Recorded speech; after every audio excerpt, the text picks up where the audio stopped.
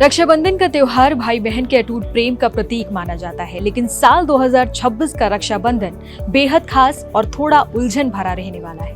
वजह है चंद्र ग्रहण, पंचक और भद्रा का एक साथ पड़ना।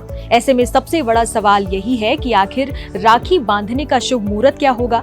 कहीं आप गलत समय पर राखी तो नहीं बांध देंगे? आज की इस रिपोर्ट में आपको बताएंगे रक्षाबंधन 2026 की पूरी टाइमिंग और शुभ मुहूर्त के बारे में। नमस्कार, मेरा नाम है अनुषी गुप्ता और आप देख रहे हैं एनडीटीवी इंडिया।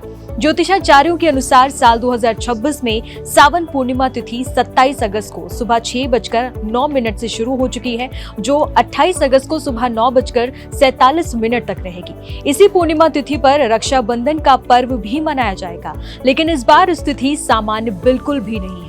पूर्णिमा तिथि के दौरान अलग अलग समय पर चंद्र ग्रहण, पंचक और भद्रा का प्रभाव भी रहेगा। यही कारण है कि लाखों लोग शुभ मुहूर्त को लेकर असमंजस में हैं। हिंदू मान्यताओं में भद्रा काल को शुभ कार्यों के लिए उपयुक्त नहीं माना जाता है। विशेष रूप से रक्षाबंधन पर भद्रा के समय राखी बांधने से बचने की सलाह दी जाती है। वहीं पंचक को भी कई कार्यों के लिए संवेदनशील समय माना जाता है। ऐसे में इस बार रक्षाबंधन पर शुभ समय का विशेष महत्व बढ़ गया है। चंद्र ग्रहण का पड़ना भी लोगों की उत्सुकता का कारण बना हुआ है। ग्रहण काल के दौरान धार्मिक कार्यों और पूजा पाठ को लेकर अलग अलग मान्यताएं प्रचलित हैं। यही वजह है कि इस साल बहनों को राखी बांधने से पहले पंचांग और शुभ मुहूर्त की जानकारी अवश्य लेनी चाहिए।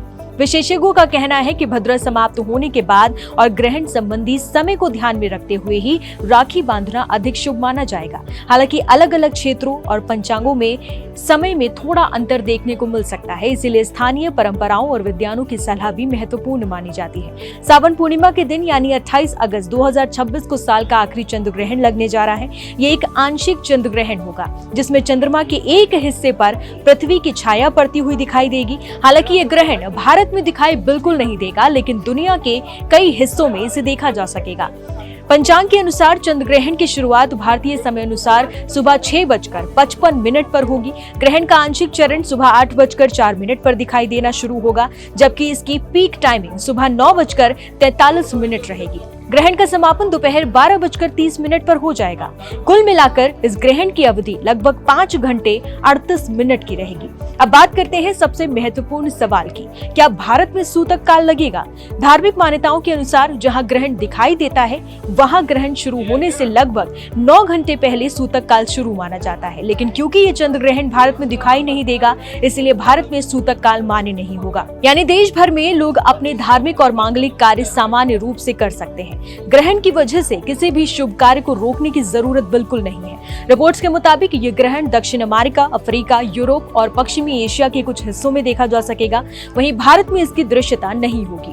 यही वजह है कि यहाँ ग्रहण को लेकर किसी तरह की विशेष चिंता करने की आवश्यकता नहीं बताई गई है।